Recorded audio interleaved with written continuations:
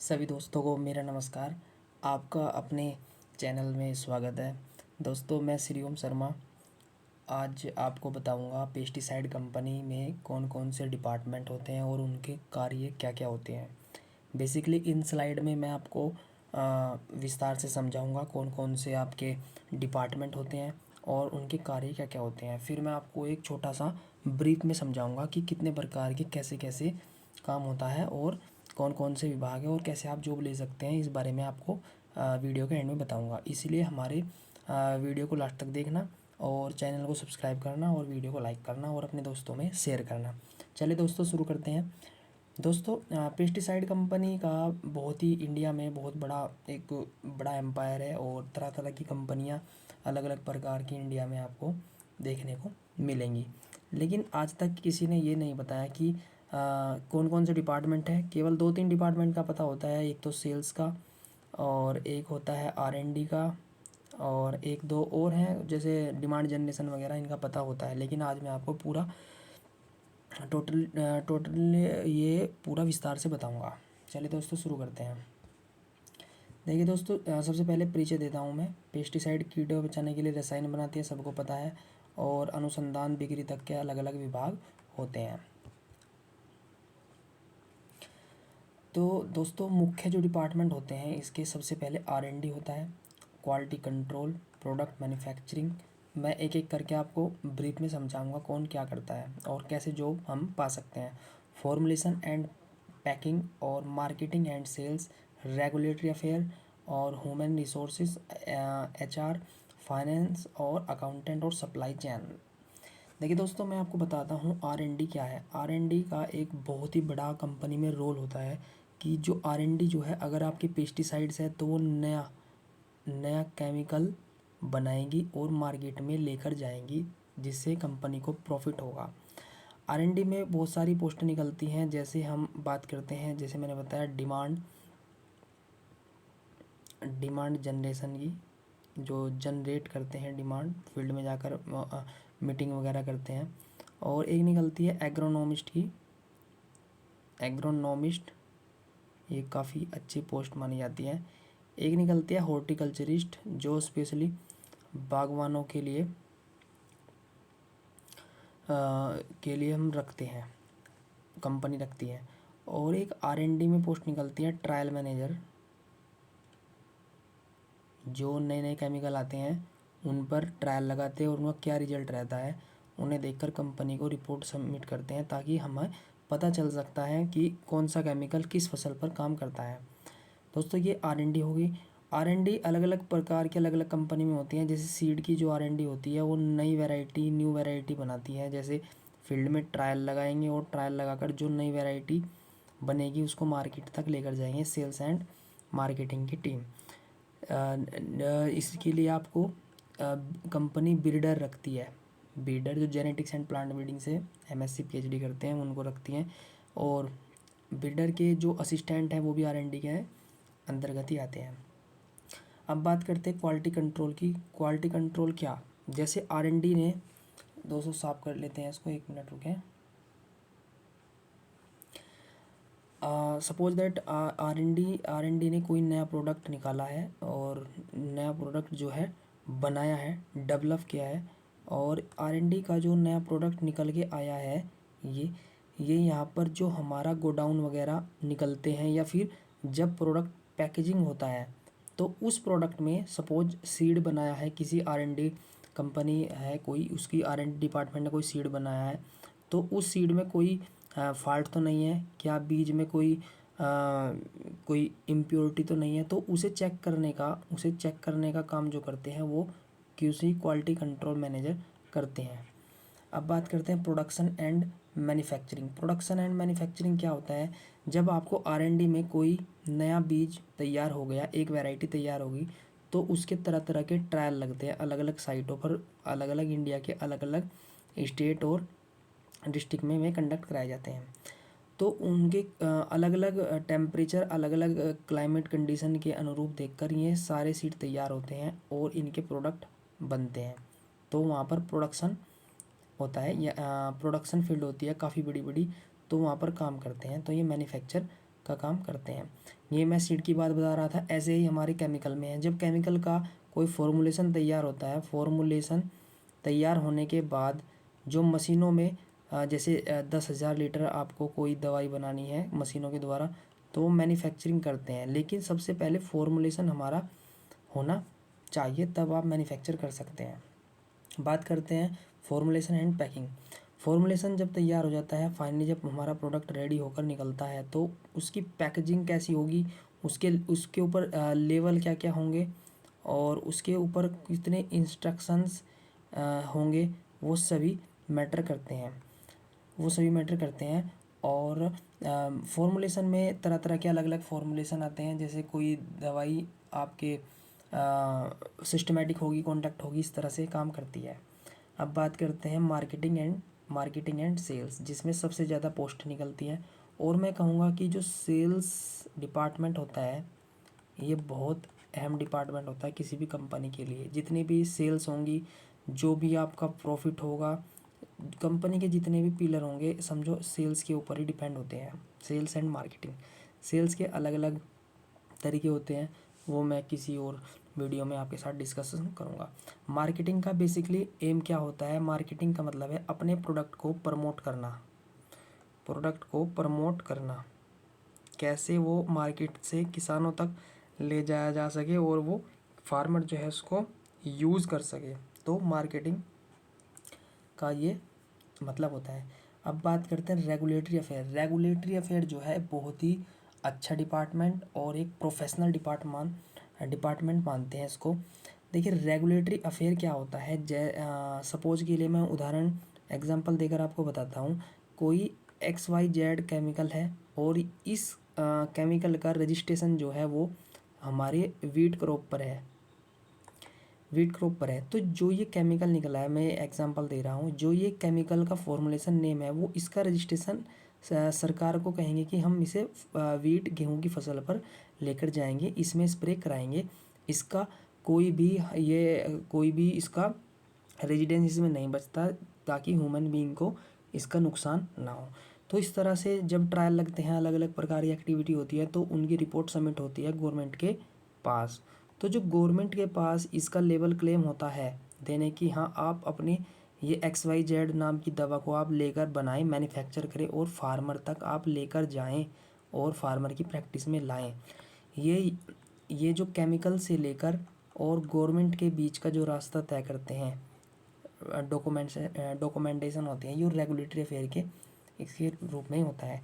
Regulatory affair की एक बहुत रेपुटेटेड जॉब होती है। इसको आप फॉरेन कंट्री तक भी जाने का आपको मौका मिलता है और अलग अलग प्रकार के इसमें वर्क कल्चर होता है। यहाँ पर एक अच्छा पैकेज मिलता है और बहुत ही अच्छे इन्वायरमेंट में आपको काम करने का मौका मिलता है। अब बात करते हैं HR, जो सब जानते हैं, ह्यूमन रिसोर्सेज। ये अपने कंपनी के लिए नए नए और अच्छे मेहनती एम्प्लॉय का सिलेक्शन करते हैं ताकि कंपनी को प्रॉफिटेबल बनाया जा सके। अब बात करते हैं फाइनेंस अकाउंटेंट की। फाइनेंस जो है कितनी कंपनी का कहाँ पर कितना माल निकला है और कैसे अपनी कंपनी को प्रॉफिट में लेकर जाएं और कितना प्रॉफिट हुआ है, कैसे सब हुआ है, तो ये मैनेज करता है फाइनेंस अकाउंट। सप्लाई चेन की बात करते हैं। सप्लाई चेन का एक उद्देश्य ये होता है कि सप्लाई चेन जितने भी हमारे, सपोज एग्जांपल हमारे 100 प्रोडक्ट हैं, इसमें से 25 प्रोडक्ट जो हैं वे आपके फंगिसाइड है और आपके 25 प्रोडक्ट जो है वो आपके पेस्ट के लिए है, इंसेक्टिसाइड है। 25 प्रोडक्ट जो है आपके ग्रोथ रेगुलेटर है, ये ग्रोथ रेगुलेटर है। और 25 प्रोडक्ट आपके वीडीसाइड है, जो खरपतवार नाशी होते हैं, वीडीसाइड है। तो दोस्तों ये सप्लाई चेन कितने प्रोडक्ट हमारे कहाँ पर निकले हुए हैं, कौन से मार्केट, कौन से स्टेट में और कौन से डिस्ट्रीब्यूटर के पास कितना माल हमारे यहाँ से निकला हुआ है, उसका कितना पेमेंट है और ये हमारे पास कितनी क्वांटिटी बची हुई है, उन सबको सप्लाई चेन डिपार्टमेंट देखता है। दोस्तों उम्मीद है कि आपको अच्छे से समझ में आ रहा होगा। मैं अगर बात करूं कंपनी के जो अच्छे डिपार्टमेंट होते हैं, सबसे फर्स्ट प्रायोरिटी मैं दूंगा जो है रेगुलेटरी अफेयर, और दूसरे नंबर पर जो होता है R&D, और तीसरे number sales and marketing. Sales and marketing मैं इसलिए बोल रहा हूँ, यहाँ पर बहुत अच्छे पैकेज और आप बहुत जल्दी ग्रोथ कर सकते हैं। चलिए दोस्तों आगे देखते हैं।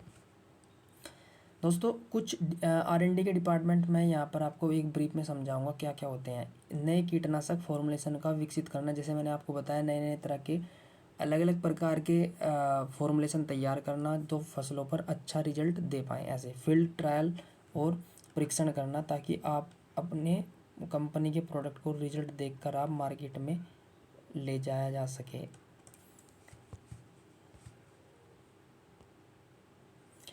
क्वालिटी कंट्रोल की बात करते हैं, सुनिश्चित करते हैं कि उत्पादक जो है मानक अनुरूप है। सपोज अगर आपके पास कोई केमिकल है और उसके अंदर जो केमिकल का परसेंटेज है वो 50% है और 50% उसका बेस है, तो क्वालिटी कंट्रोल चेक करता है क्या सच में ही इसके अंदर 50% कंट्रोल है, कहीं मशीनें गड़बड़ तो नहीं है।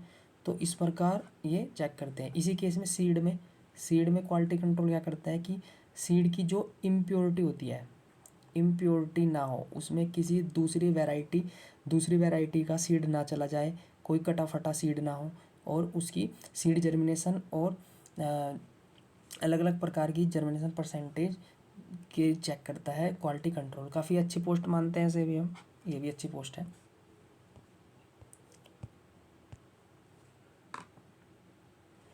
चलिए दोस्तों आगे बढ़ते हैं। अब बात करते हैं प्रोडक्शन। जैसे मैंने बताया बड़े पैमाने पर पेस्टिसाइड का निर्माण करना। अगर आपके पास पूरा फॉर्मुलेशन तैयार हो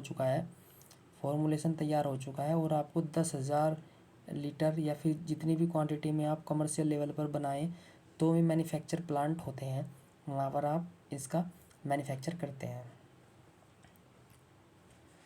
ऐसे मैंने बताया कच्चे माल को उचित अनुपात में मिलाना। जो पैकेजिंग करते हैं और फॉर्मुलेशन बनाते हैं, सपोज आप एग्जांपल के रूप समझिए किसी भी केमिकल के अंदर उसका जो मुख्य AI होता है, यानी कि जो एक्टिव इंग्रेडिएंट होते हैं उसके अंदर 50% है जो एक्टिव केमिकल है और 50% बेस है।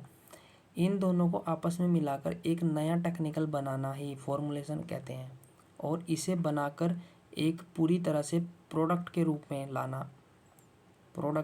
में लाना इसे हम पैकेजिंग कहते हैं। अब बात करते हैं मार्केटिंग। जो सेल्स एंड मार्केटिंग वाले करते हैं, किसानों और डीलरों तक उत्पादों का प्रचार करते हैं, फील्ड विजिट करते हैं और डेमो का कार्य करते हैं।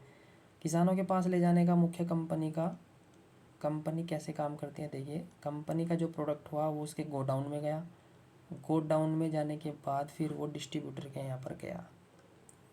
डिस्ट्रीब्यूटर जो है वो करता है अपने रिटेलर को सप्लाई, जो छोटे छोटे रिटेलर हैं, और उसके रिटेलर करता है फार्मर को सप्लाई। कुछ फार्मर डायरेक्ट डिस्ट्रीब्यूटर के यहाँ से भी ले सकते हैं। कंपनी का जो सेल्स और मार्केटिंग के जो एम्प्लॉय होते हैं वो फार्मर को अप्रोच करते हैं, फार्मर के पास जाना, फील्ड विजिट करना और किस प्रकार खेत में दवाई लगा रहे हैं, स्प्रे कर रहे हैं, उन सबको निगरानी करता है।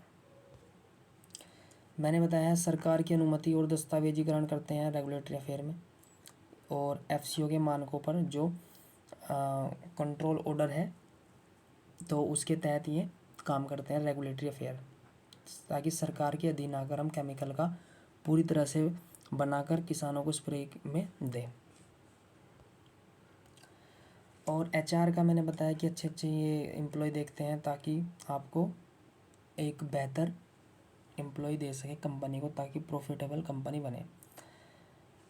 अब बात करते हैं प्रत्येक निष्कर्ष हमारा यह है कि प्रत्येक कंपनी जो है अलग अलग भूमिका निभाता है। चलो अब मैं आपको एक ब्रीफ में बताता हूँ कि किस प्रकार एक कंपनी अपना अलग अलग एम्प्लॉय को हायर करती है और कैसे आप जॉब पा सकते हैं। एक मैं ब्रीफ आइडिया देता हूँ। दोस्तों जितना मैंने आपको बताया है उम्मीद करता हूँ आपकी समझ में आया होगा। देखो अगर मैं बात करता हूँ, 3 कैटेगरी में हम पोस्ट को बांट सकते हैं। एक तो होता है साइट, एक होता है हाइब्रिड, लिंक्डइन पे आपने देखा होगा, मैं आप इनको मतलब बताता हूँ। एक होता है रिमोट। देखिए साइट का मतलब होता है आप कंपनी की जहाँ पर साइट है, जैसे उसका मैन्युफैक्चर प्लांट हो गया, मैन्युफैक्चर प्लांट में काम करते हैं। मैन्युफैक्चर प्लांट में जितने भी मैनेजर होते हैं उनके असिस्टेंट वहाँ पर काम करते हैं, ऑपरेटर काम करते हैं, मशीन ऑपरेटर के मैकेनिक में काम करते हैं और मेंटेनेंस में काम करते हैं। एक R&D में भी साइट का काम होता है, जैसे नए नए ट्रायल लगना, उनके असिस्टेंट होते हैं, वे ट्रायल लगाते हैं, देख रेख करते हैं और फाइनली सीड को या फिर किसी केमिकल के रिजल्ट को देखकर कंपनी को रिपोर्ट करते हैं। अब बात करते हैं साइट के बहुत सारे एम्प्लॉय और भी होते हैं जो हेड ऑफिस में काम करते हैं।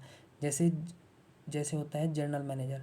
जनरल मैनेजर जो होता है, जनरल मैनेजर पूरी टीम को देखता है कौन कहाँ क्या कर रहा है और उसे इंस्ट्रक्शंस देता है कि ऐसे ऐसे काम करना है। ये भी साइट एम्प्लॉय होते हैं। एक प्रोडक्ट मैनेजर होता है। प्रोडक्ट मैनेजर जो होता है, वो प्रोडक्ट मैनेजर क्या करता है, जितने भी आपके प्रोडक्ट है, फंगीसाइड, इंसेक्टिसाइड और हर्बिसाइड है, इनको एक पूरा पोर्टफोलियो तैयार करता है कि हमारे पास इतने हैं और इस ग्रुप में हम लेकर जा सकते हैं। ये भी कंपनी में एक अहम रोल करता है। अब बात करते हैं दोस्तों हाइब्रिड टाइप के। हाइब्रिड टाइप क्या होता है, ये कभी फील्ड में काम करता है ज़रूरत पड़ती है तो, और नहीं तो ये ऑफिस में भी काम करता है, ये दोनों जगह काम करता है। इसमें कौन कौन से एम्प्लॉय आते हैं, जैसे मार्केटिंग मैनेजर, और इसमें आता है असिस्टेंट जनरल मैनेजर, और इसमें आता है जो डिमांड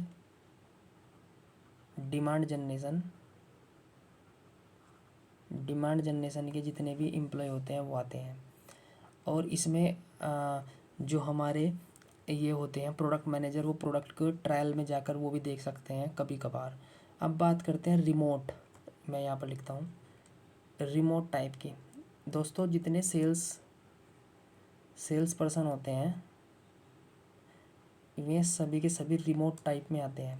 इनका काम केवल फील्ड का होता है, ये फील्ड पर काम करते हैं। फार्मर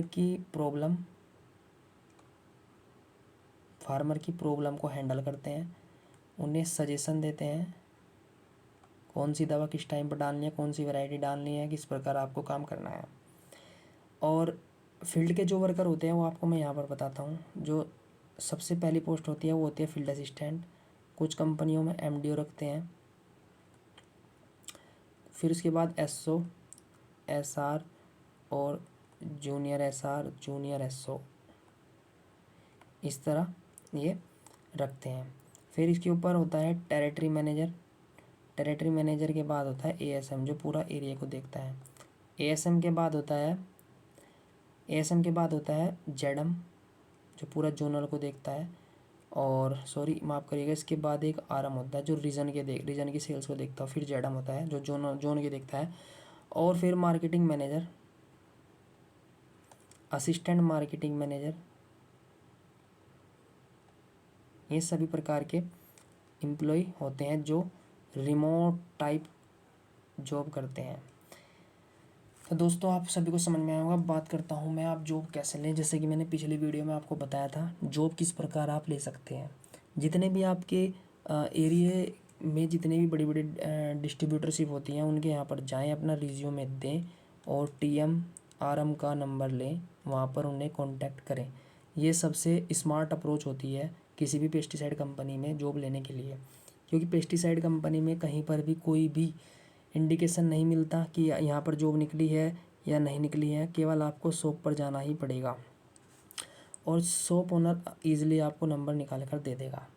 वहाँ पर आप इन्हें हैंड ओवर कर सकते हैं और अपनी जॉब को पक्की कर सकते हैं। दोस्तों ऐसे ही जुड़े रहिए हमसे। नेक्स्ट वीडियो में आपको बताएंगे कि अगर आप ज्वाइन करते हैं कंपनी तो आप फील्ड में विजिट कैसे करते हैं और किसानों से क्या क्या जानकारी लेंगे ताकि आपकी बात से कन्विंस होकर आपका प्रोडक्ट खरीद सकता है। दोस्तों आज के लिए धन्यवाद।